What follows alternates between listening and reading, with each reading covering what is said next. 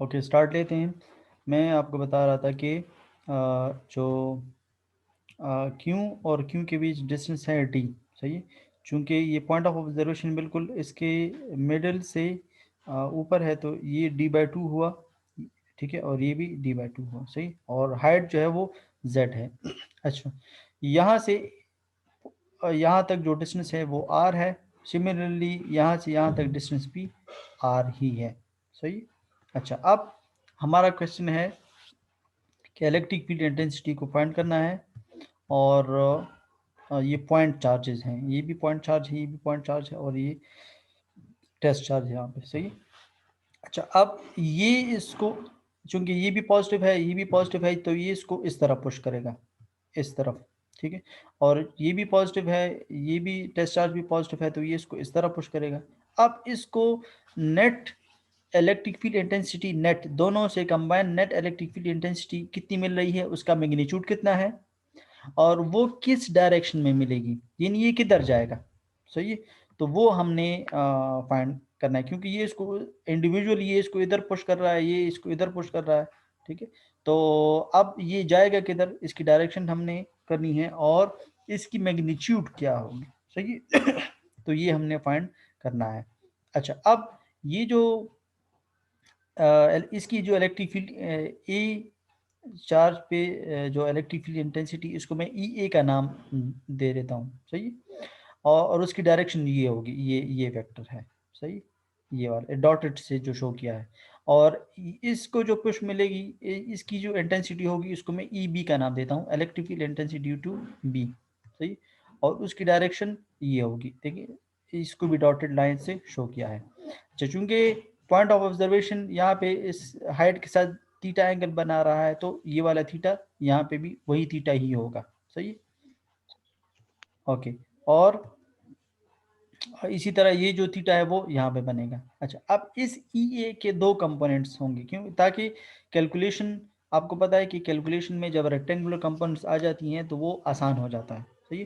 क्योंकि trigonometric functions होती हैं, और ट्रिग्नोमेट्रिक फंक्शंस में या हाइपोटेन्यूज होता है, या बेस होता है, या परपेंडिकुलर होता है, तो हमारे लिए कैलकुलेशन आसान हो जाती है। तो इसी वजह से इस यहाँ पे मैं इसके दो कंपोनेंट्स बनाऊंगा, एक कंपोनेंट ये, सही। और आपको पता है रेक्टेंगुलर, इसको रेक्टेंगुलर कंपोनेंट्स कहते हैं, क्यों, क्योंकि ये आपस में 90 डिग्री बना रहे होते हैं, दोनों कंपोनेंट्स आपस में 90 डिग्री बना रहे होते हैं। और कंपोनेंट्स इसको इसलिए कहते हैं क्योंकि कंपोनेंट्स हिस्सों को कहते हैं, ठीक है। तो ये दो हिस्से असल में ऐड होके ये बना रहे हैं, आप यूं भी कह सकते हैं कि ये दोनों चिल्ड्रन हैं और ये पेरेंट है, सही। ये दोनों, this plus this is equal to this, ठीक है, हेड टू टेल रूल के मुताबिक। इसी तरह दिस प्लस दिस, देखिए दिस प्लस दिस। अच्छा, ये चूंकि वेक्टर्स हैं, तो आप लोगों ने ये वेक्टर सिर्फ लाइनें नहीं माने कि ये और ये और ये, इस तरह नहीं, ये this plus this is equal to this, ठीक है, ताकि रिजल्टेंट का पता भी लग सके, सही।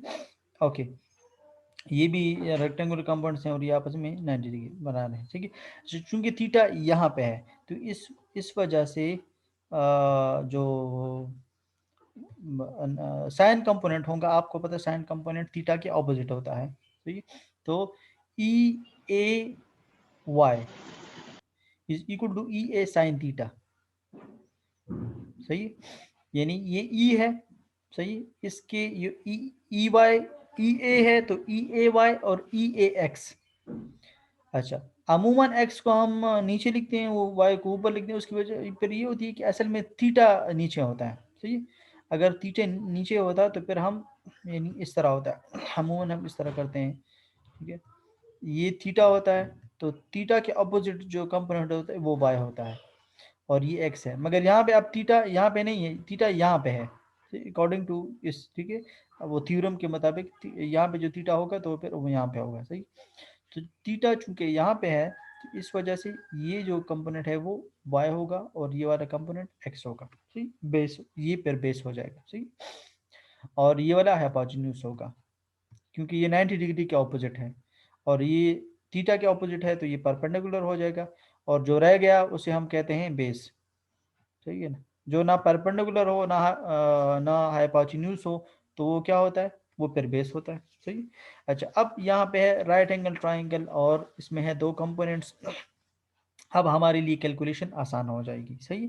अच्छा, अब ई ए के दो कंपोनेंट ई ए वाई और ई ए एक्स, इसी तरह ई बी के भी दो कंपोनेंट्स, ये ई बी है जो कि ये अप्लाई कर रहा है, और इसके दो कंपोनेंट्स क्या हैं, ई बी वाई और ई बी एक्स। सही है। तो ई बी कॉस थीटा के बराबर है, E B Y E B sine theta के बराबर, इसी तरह ई ए कॉस थीटा के बराबर है, और ई A Y E sign theta के बराबर है। अच्छा, अब आप इनके डायरेक्शंस को देखें। ई ए वाई इस डायरेक्शन में है और ई बी वाई वो इस डायरेक्शन में है। तो चूंकि क्यों, अच्छा अब हम इसकी वैल्यू को फाइंड करते हैं, तो आपको पता लग जाएगा कि ये आपस में एक दूसरे के इफेक्ट को कैंसिल करते हैं, क्योंकि डायरेक्शन तो अपोजिट है ही, मगर इनकी जो मैग्नीट्यूड है वो भी क्या है, सेम है। जब मैग्नीट्यूड सेम होती है और अपोजिट डायरेक्शन होती है, तब ये कंप्लीटली एक दूसरे को कैंसिल करते हैं। अगर मैग्नीट्यूड सेम ना हो तो फिर कैंसिल तो करती है, मगर कंप्लीटली नहीं कैंसिल करती। सही। तो हम इसको नेक्स्ट क्लास में मैं आपको बताऊंगा कि क्यों की क्या वैल्यू है। क्यों की वैल्यू वैसे हम फाइंड कर भी चुके हैं, क्यों की सॉरी, ई की वैल्यू हम फाइंड कर भी चुके हैं इससे पिछले उसमें लेक्चर्स में। ठीक है, मगर फिर भी उसको रिवाइज करने के लिए मैंने दोबारा इसको फाइंड किया। According to the Coulomb's law, F is equal to Q dash divide by 4 pi epsilon R square. ये तो आपको पता है। क्यू टेस्ट सोर्स चार्ज है, ये वाला सोर्स चार्ज है और ये वाला टेस्ट चार्ज है। सही। और आर इन दोनों के बीच वो है डिस्टेंस है। तो मैंने आपको अभी बताया ना, यहाँ पे टेस्ट चार्ज और सोर्स चार्ज के बीच डिस्टेंस कितना है, आर है। इसी तरह ये टेस्ट चार्ज, ये सोर्स चार्ज, यहाँ पे भी आर है। सही। Okay, so R square. और हमें ये भी पता है कि is equal to force applied on a unit positive charge. तो फोर्स की वैल्यू यहाँ से लें और यहाँ पे पुट कर दें, तो हमारे पास आ जाएगा Q Q dash divide by 4 pi epsilon not, और क्यू डैश ये वाला। सही। तो ये क्यू नॉट इस क्यू नॉट के साथ कैंसिल हो जाएगा, डैश। सही। क्यू डैश, तो यहाँ पे हमारे पास ये आ जाएगी ई की वैल्यू है क्यू, और ये सोर्स है। ठीक है, टेस्ट चार्ज आपस में कैंसिल हो गए, ये सोर्स चार्ज रहेगा। तो ई की वैल्यू याद रखें, Q divided by 4 pi epsilon R square. ठीक है। ओके, अब हम आगे बढ़ते हैं कि कंपोनेंट्स की तरफ जाते हैं। ये तो ई ए के दो कंपोनेंट्स हैं। सही है। और देखें वेक्टर्स ऊपर लगे हुए हैं, वेक्टर्स के ऊपर लगाने का मतलब ये है कि ये वेक्टोरियल एडिशन है। सही है ना, वैसे आम एडिशन नहीं है, vectorial addition. E A X plus E A Y head to tail rule के मुताबिक। सही है। ये ई ए वाई, ये E A X is equal to E. ठीक है, तो ये चूंकि ये ई, ठीक है। इसी तरह तो ई ए एक्स है ई ए कॉस थीटा के बराबर, ई A Y E A sine theta के बराबर। सही। अच्छा, अब कॉस थीटा किस चीज़ के बराबर है। ठीक है, अब हम इनके डायमेंशंस लेते हैं। तो कॉस थीटा के बराबर है बेस बाय हाइपोटेन्यूज। उस ट्राइंगल की तरफ जाते हैं, उस ट्राइंगल में बेस क्या है और हाइपोटेन्यूज क्या है। देखिए, आप ये वाला ट्राइंगल यूज़ करें या ये वाला ट्राइंगल यूज़ करें, एक ही बात है। सही है, क्योंकि ये इसी के वो है से बना है। सही। अच्छा, तो अब इस पे आप cos थीटा अप्लाई करें, cos थीटा अप्लाई करें इस पे, और sin थीटा भी अप्लाई करें। ठीक है, 20 बाय हाइपोटेन्यूज। सही है। अच्छा, अब ये चूंकि थीटा है तो ये वाला क्या होगा, परपेंडिकुलर होगा। ये यहाँ पे है 90 डिग्री। अच्छा, इसको आपने ये वाला ट्राइंगल हाफ, इसको हाफ करना है। सही है, हाफ ट्राइंगल ये वाला ले लें या ये वाला ले लें, आपकी अपनी मर्जी है। सही। तो इसको हाफ करना है ताकि राइट एंगल ट्राइंगल बन जाए। इस तरह ट्राइंगल लेंगे, ठीक है, इक्विलेटरल ट्राइंगल। तो इसमें तो ना बेस होता है ना हाइपोटेन्यूज। आपको पता है कि ये बेस, हाइपोटेन्यूज और ये परपेंडिकुलर, ये सिर्फ और सिर्फ राइट एंगल ट्राइंगल में होते हैं, बाकी किसी भी ट्राइंगल में नहीं होते। सही। तो ये इस पे आप कॉज अप्लाई करें, बेस ये। अच्छा, ये परपेंडिकुलर में ना मैं आपको बता रहा था, ये 90 डिग्री है, तो ये वाला हुआ हाइपोटेन्यूज। सही। और ये जो रह गया ये जेड, ये क्या है, ये है बेस। सही। ओके, तो अब अप्लाई करें cos थीटा। बेस क्या है, जेड है। अच्छा जी, ये हुआ जेड। और हाइपोटेन्यूज आर है। अच्छा जी, ये हुआ आर। तो कॉस थीटा बराबर हुआ जेड बाय आर के। ओके, अब साइन थीटा अप्लाई करते हैं। साइन थीटा है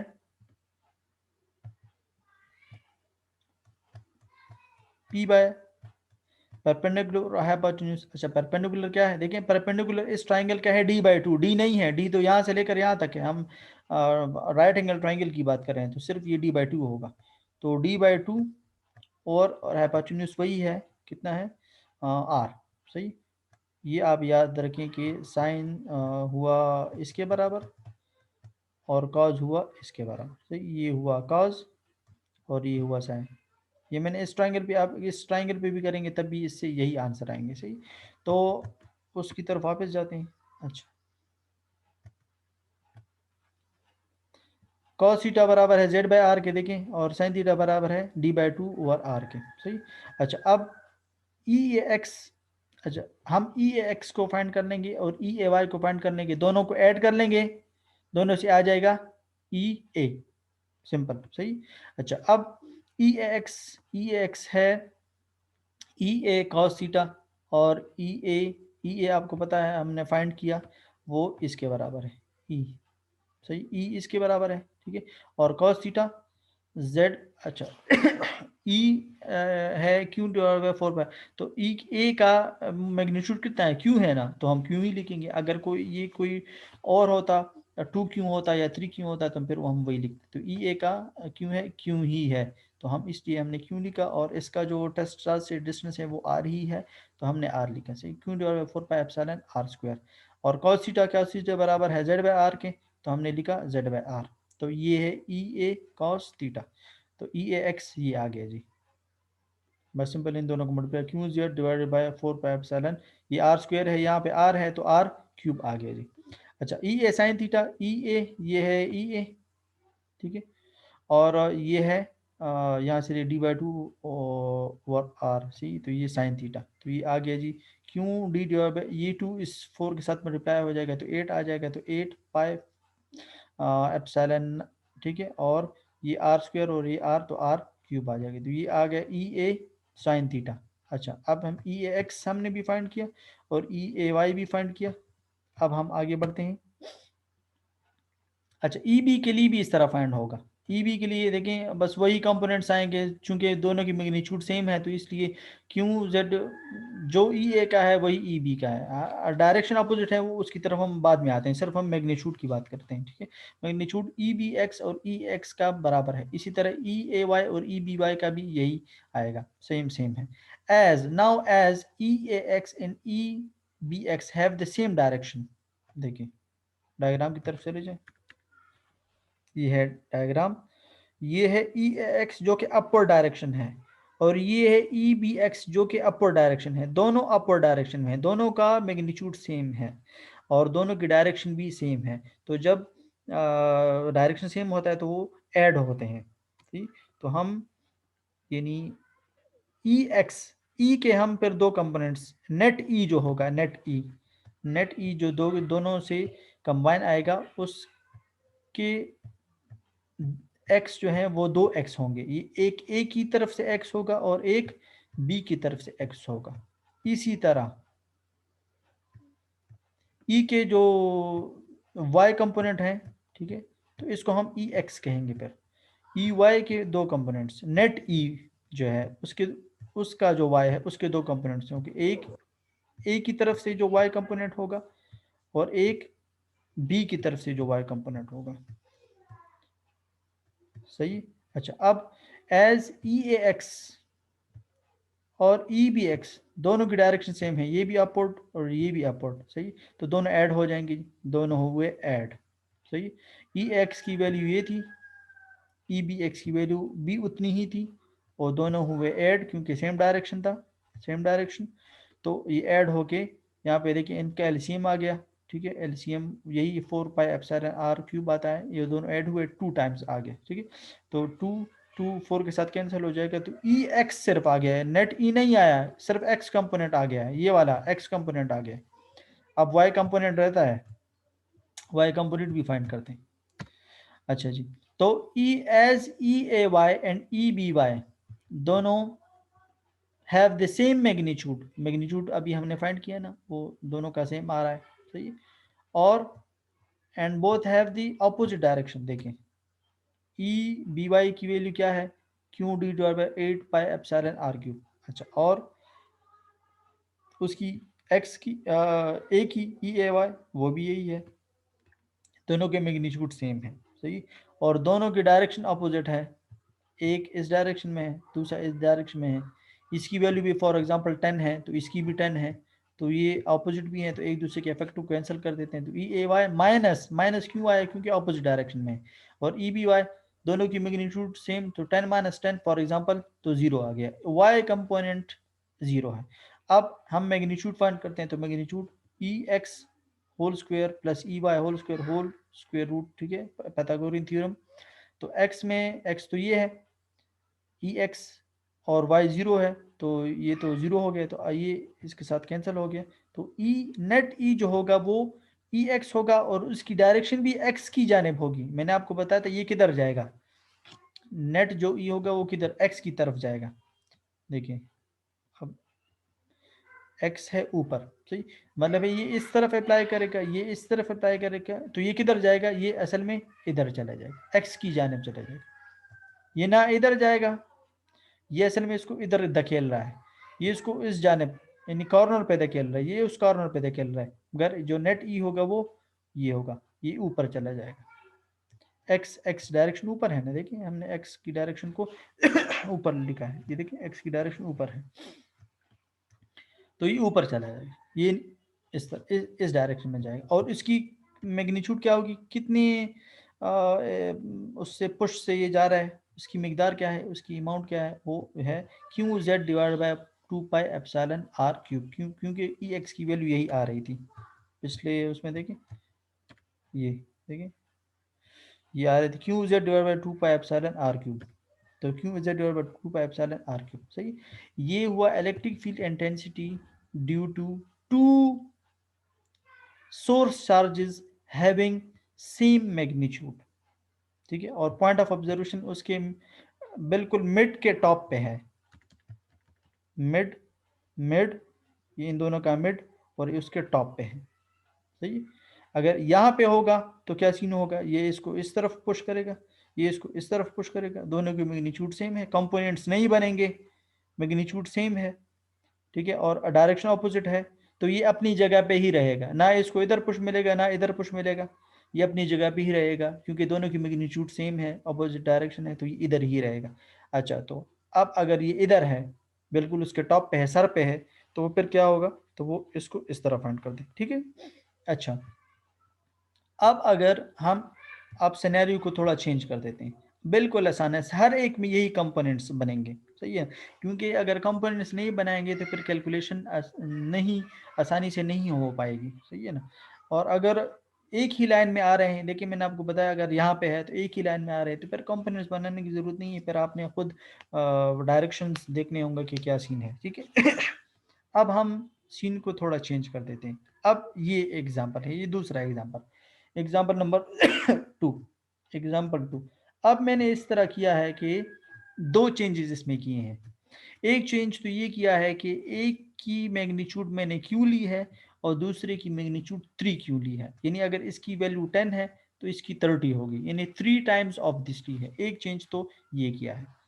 दूसरा चेंज क्या किया है कि पॉइंट ऑफ ऑब्जर्वेशन पहले इन दोनों का जो मिड था ना, इनके टॉप पे आ रहा था, यानी यहाँ पे आ रहा था, टेस्ट चार्ज यहाँ पे पड़ा था इससे पिछले एग्जाम्पल में, मगर इसमें मैंने ये किया है कि इसको यानी इसके टॉप पे कर दिया है, सही, इसके टॉप पे कर दिया है, और थीटा वही यहाँ पे बन रहा है, सही।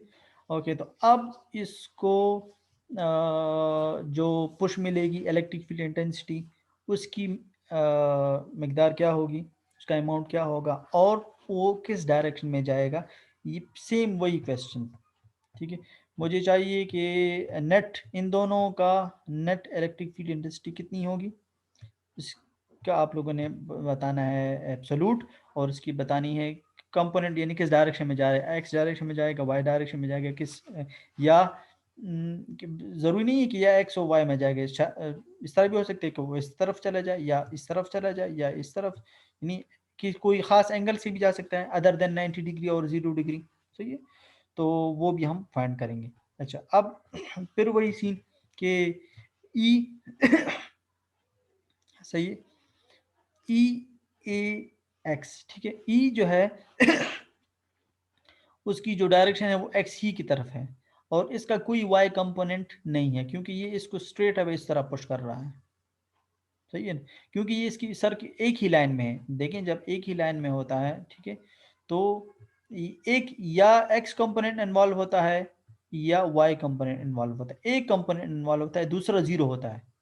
यानी अगर फॉर एग्जांपल ये इस डायरेक्शन में है और एक्स आपका यानी इसके हिसाब से लेते हैं, एक्स हम हमारा ऊपर है तो ये टेस्ट चार्ज है, तो इसमें सिर्फ एक्स कंपोनेंट होगा और वाई कंपोनेंट इसमें जीरो होगा। अगर ये मिसाल लेने तो इसमें वाई कंपोनेंट होगा और एक्स कंपोनेंट जीरो होगा। ठीक है, इस सिनेरियो में हमने लिया। सही, ओके।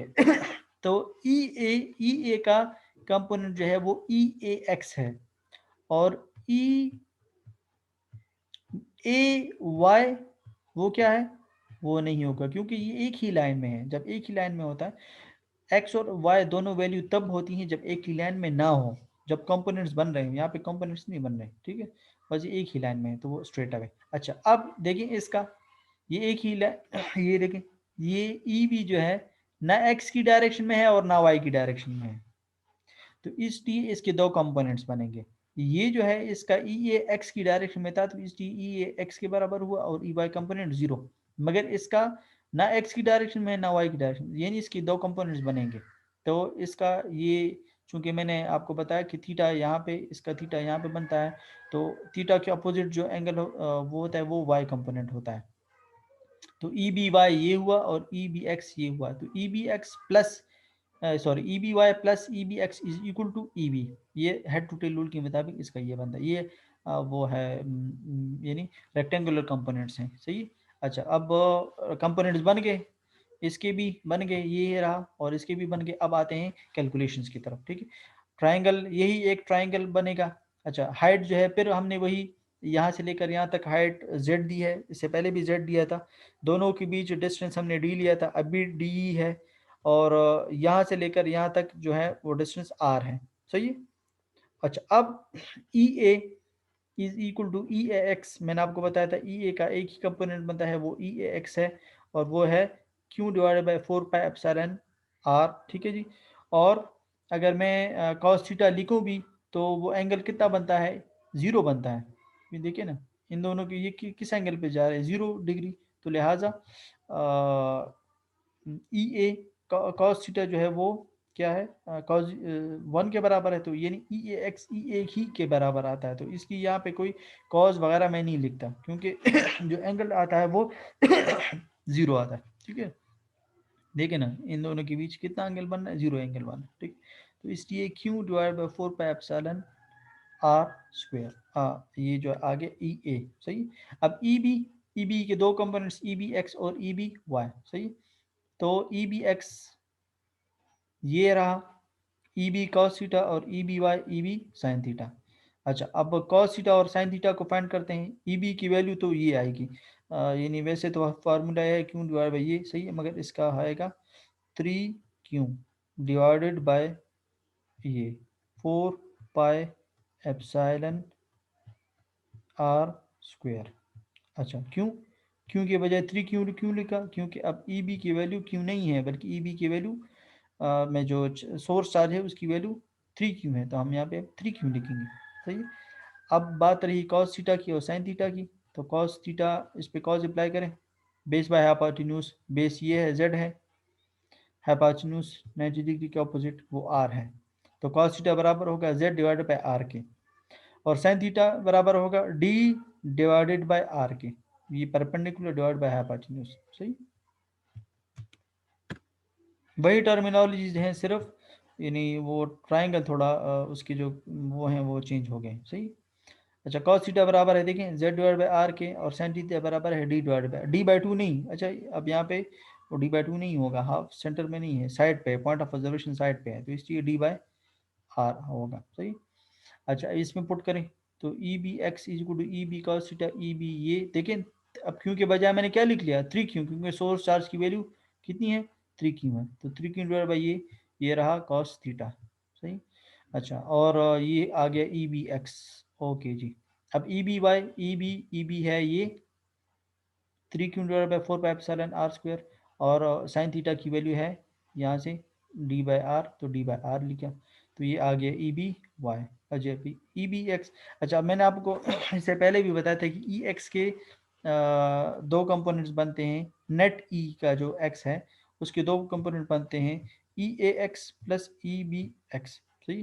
तो ई ए एक्स हमने पिछले स्लाइड में फाइंड किया, वो ये है, और ई बी एक्स यहाँ से ये, दोनों को मैंने प्लस किया, क्यों, क्योंकि दोनों की डायरेक्शन, देखिए आपने प्लस और माइनस में ख्याल रखना है, हर दफ़ा प्लस नहीं होगा।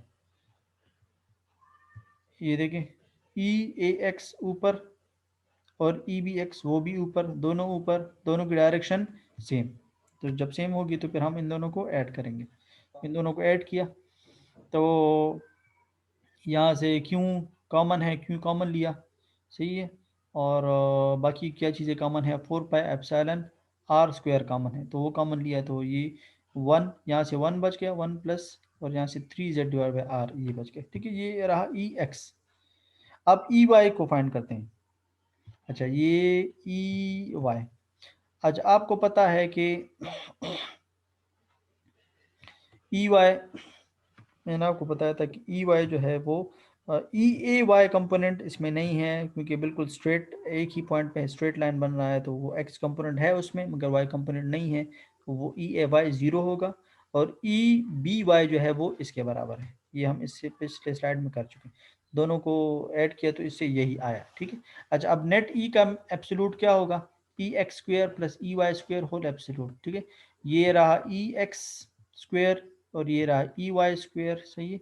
और दोनों का जो है यानी कुछ ना कुछ तरीके से आप कर लें, ये तो खैर जनरल बस यहाँ पे भी छोड़ लें तब भी काफ़ी है, ये कहाँ तक आप लेके जाएंगे, ठीक है ना। तो अगर वैल्यूज़ होगी तो आप यहाँ पे स्ट्रेट अवे क्यू की वैल्यू 10 है फॉर एग्जांपल, ठीक है, और जेड की वैल्यू भी कुछ ना कुछ होगी, और आर की भी कुछ ना कुछ वैल्यू होगी, तो वो आप स्ट्रेट अवे बस यहाँ पे पुट कर लें और ई एब्सोल्यूट फाइंड कर लें। अच्छा आप थीटा की तरफ आते हैं, सही। थीटा जो है वो आपको पता है, अब ये ना एक्स की तरफ बन रहा है और ना वाई की तरफ बन रहा है, तो अब इसका होगा टेंजेंट इनवर्स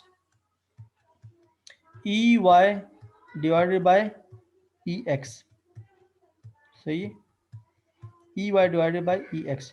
ई वाई की वैल्यू आपको पता है वो यहाँ से ले लें, और ये रही ई वाई की वैल्यू, ठीक है, और ये रही ई एक्स की वैल्यू, इन दोनों को डिवाइड कर लें, और टेंजेंट इनवर्स ये इन जनरल फॉर्म में आएगा, और आप अगर कोई वैल्यूज़ हैं 10 है 20 है 30 है 5 है जो भी है, वो अगर पुट करेंगे तो कैलकुलेटर से आपको एक ख़ास डिग्री भी आ जाएगी, मगर अगर वैल्यूज़ नहीं है जनरल फॉर्म में है तो ज़ाहिर बात है फिर एंगल भी जनरल फॉर्म में आएगा, टेंजेंट इनवर्स कुछ ना कुछ आ जाएगा, सही है। तो ये रही ई वाई की वैल्यू यहाँ से, और ई एक्स की वैल्यू पिछले साइड से यहाँ से, तो E Y divide by E X ये रहती है तो इसका एंगल, सही, ये इस एंगल में जाएगा, उस डिग्री में जाएगा, सही। अच्छा यहाँ तक तो हमने ये किया कि जो पॉइंट चार्ज हमने लिया था, ठीक है ना।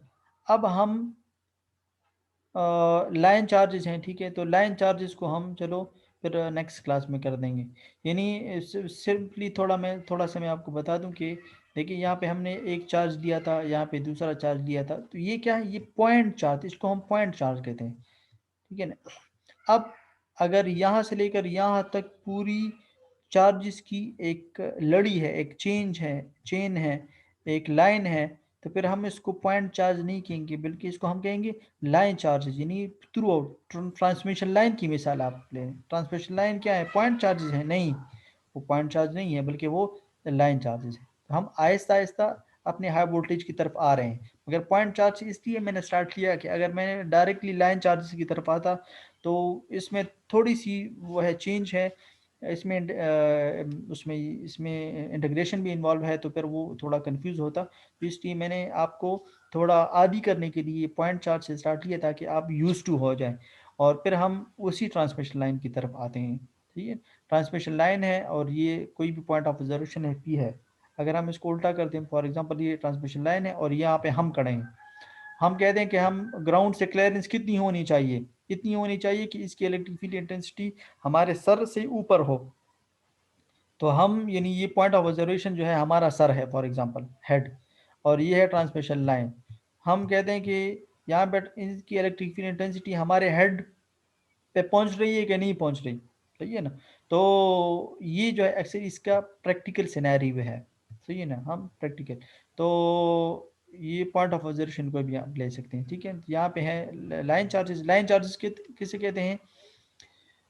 लाइन चार्जेस इसको कहते हैं the charges distributed over a line, और इस लाइन की लेंथ है फॉर एग्जांपल है डी, सही है ना। तो line charges distributed over a line, इसको कहते हैं लाइन चार्ज डेंसिटी। और लाइन चार्ज डेंसिटी को बाज बुक्स ने रो एल से रिप्रेजेंट किया है, ईएमटी में हम रो एल से रिप्रेजेंट करते थे। और यहाँ पे हम इसको लेमडा से रिप्रेजेंट करते हैं। Lambda means charges distributed over a line, यानी इस पूरे उसकी चार्जेस क्या होंगी, उसकी होंगी लेमडा। क्या मतलब? द चार्जेस क्यों distributed over a line D. अच्छा, यहाँ पे इंटीग्रेशन क्यों इन्वॉल्व है? इंटीग्रेशन इसलिए इन्वॉल्व है कि आपको पता है हमारा जो तरीका होता है वो ये होता है कि हम स्मॉल लेंथ लेते हैं, स्मॉल लेंथ लेते हैं, और फिर उसी स्मॉल लेंथ को हम पूरे लेंथ में कन्वर्ट करते हैं। तो हम पूरे लेंथ पे किस तरह कन्वर्ट करते हैं? फिर हम उसका लेते हैं इंटीग्रेशन, सही। उसके फिर लेने का तरीका होता है इंटीग्रेशन। तो इसलिए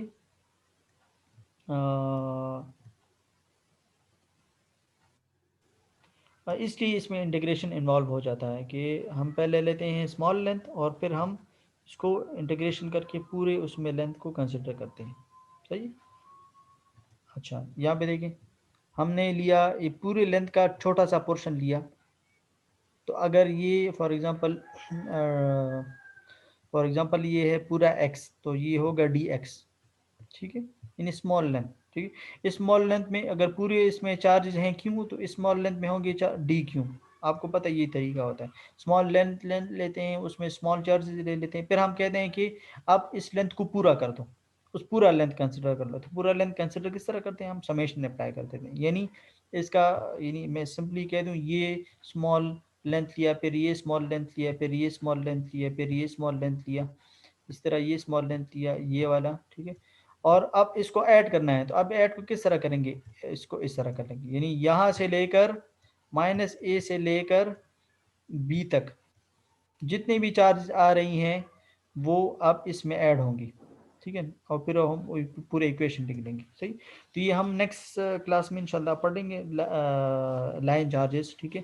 और हमने यूनिफॉर्म लाइन चार्जेस इसलिए लिए हैं कि अगर यहाँ पे यूनिफॉर्म नहीं होंगे तो यहाँ पे कोई और क्यों होगा, यहाँ पे कुछ और क्यों होगा, यहाँ पे कुछ और क्यों होगा, तो फिर वो हमारा, हमने हर एक के लिए पर अलग अलग कैलकुलेशन करनी होगी, तो वो थोड़ा मुश्किल हो जाएगा। इसलिए हम यानी अपने सिंपलिसिटी के लिए करते हैं कि line charges, uniform line charges ले लेते हैं ताकि इसमें हो इक्वलिटी, यूनिफॉर्मिटी हो, सही। अगर आप लोगों का कोई क्वेश्चन है अब तक का तो आप लोग पूछ सकते हैं। Hello sir. जी जी जी। सर सर आप एग्जांपल नंबर 2 की स्लाइड पे चले जाए सर। जी ये हो गया जी। हाँ सर। यहाँ पे सर अगर हम ई ए को देख ले सर जी जी। की इक्वेशन सर, हम्म। तो सर चार्ज जो पड़ा हुआ है पॉइंट ए पे सर, हाँ अगर जो हाँ। हमारा टेस्ट चार्ज पड़ा हुआ है पॉइंट बी पे सर, जी जी। तो इसका डिस्टेंस जो है वो सर आपने जेड से रिप्रेजेंट किया हुआ है सर। हाँ हाँ ठीक। सर और अगर हम इक्वेशन में देख ले, इस ई इक्वेशन को अगर देख ले, तो हम्म। नीचे सर आपने आर स्क्वायर सर लगाया हुआ है। अच्छा हाँ, सही है, बिल्कुल बिल्कुल आपकी बात ठीक है। हाँ। यहाँ पे मिस्टेक है, अच्छा। बिल्कुल सही, यहाँ पे है, अच्छा। ये है जेड स्क्वायर, बिल्कुल सही, ठीक है। हाँ इसको सर। आप, हाँ इसको आप रिप्लेस कर लें जेड से, क्योंकि जो यहाँ पे हम लिखते हैं टेस्ट चार्ज और सोर्स चार्ज के बीच डिस्टेंस, तो इसके लिए टेस्ट चार्ज और सोर्स चार्ज और टेस्ट चार्ज के बीच डिस्टेंस है जेड, और यहाँ पे है आर, सही, बिल्कुल सही है। तो थैंक्स फॉर द करेक्शन, ये बिल्कुल आपकी बात सही है, ठीक। इसको रिप्लेस कर अच्छा दें सर। जैसे जी। इसके अलावा अच्छा सर। अच्छा सर, तो यहाँ पे अगर हम जेड को रिप्लेस कर दे तो आगे हमारी सर जो कैलकुलेशन है वो आपने तो आर आर के बेस पे सर हाँ की हुई है, हाँ तो हाँ ये हमारे हाँ बिल्कुल। रिजल्ट पे तो जो है ना। जी जी बिल्कुल, यहाँ पे, हाँ फिर यहाँ पे चेंज आएगा, बिल्कुल यहाँ पे चेंज आएगा। सही है, यानी हाँ सर, ई ये तो एक्स। पूरा क्वेश्चन जो है ना सर ये चेंज होगा सर फिर। हाँ हाँ जी, खैर वो सिंपल है यार, आप यहाँ पे कर सकते हैं, यहाँ पे आप जिधर जिधर ए के लिए है, ठीक है ना, ये तो अब ये बी है, ये बी है, सॉरी ये वाला नहीं, ये वाला नहीं, जिधर जिधर होगा ए, सही है, उसमें आपने रिप्लेस करना है। ये आ गया जी, यहाँ पे जेड हो गया। अच्छा, इसके अलावा और किधर है, ये है, ठीक है, हाँ तो सर। ये यहाँ पे होगा जेड, सही है, यहाँ पे फिर हम कॉमन नहीं ले सकते, ठीक है ना, एज इट जी इज सर। रहने दें, ठीक है जी, जो जो कॉमन होगा वही हम ले लेंगे। Q divided by 4 pi epsilon, ये कॉमन है, ठीक है, Q divided by 4 pi epsilon, ये तीन चीज़ें कॉमन है, तो वो जो हम कॉमन ले लेंगे, सही है। और वैसे भी हम इसको ऐड करते हैं तो हम यहाँ पे x की वैल्यू, ठीक है, और यहाँ पे y की वैल्यू, सही, तो उसके मुताबिक आप करने, तो पूरी कैलकुलेशन नहीं, सिर्फ एक दो स्टेप्स हैं यहाँ पे, सिर्फ यहाँ पे चेंज आएगा, ठीक है, एक यहाँ पे, सही, 1, और यहाँ पे 2, सही, इन दोनों में चेंज आएगा, फिर अकॉर्डिंगली आप इसके मुताबिक ई एक्स और ई वाई आप लिख सकते हैं, सही। तो बाकी जो वाई वाई का कंपोनेंट है, अब ये वाई का है, सही है, तो ये चेंज नहीं होगा, सही, ये भी y का है तो ये चेंज नहीं होगा, ई बी एक्स भी चेंज नहीं होगा, ठीक है ना, ये वाला चेंज नहीं होगा, सही, ये ई बी एक्स है, सही। अच्छा, इसके अलावा कोई क्वेश्चन, तो ये खैर आप खुद कर लें, कोई इसमें कोई उतनी मुश्किल वो नहीं है, ठीक है, दो दो जगह पे मैंने जी आपको चेंजेस बता दिए, सही जी। जी सर, तो ये लास्ट तक जो है ना हम according to Z sir calculation करेंगे हाँ आप लास्ट तक बिल्कुल सर। बिल्कुल ई ए एक्स के लिए आपने जेड के लिए कैलकुलेशन करनी है, ई ए, सही ओके सर, है। Thank you sir, thank you. अच्छा, इसके अलावा जी कोई क्वेश्चन है तो बता दें, नहीं तो फिर मैं मीटिंग को लीव कर देता हूँ। इसी तरह आप अगर जागे रहेंगे, देखें एक स्टूडेंट ने बाकायदा वो मुझे मैंने पॉइंट आउट कर दिया है, इट मींस के वो विजनरी था और विजिलेंट था, ठीक है, तो आप भी इस तरह की, खैर टीचर से गलती हो सकती है तो आप बता सकते हैं, ठीक है जी। ठीक ओके है सर, कोई सवाल नहीं। ओके जी, थैंक यू, अल्लाह हाफिज़। Thank you sir. अल्लाह हाफिज़ सर। अल्लाह हाफ़िज़।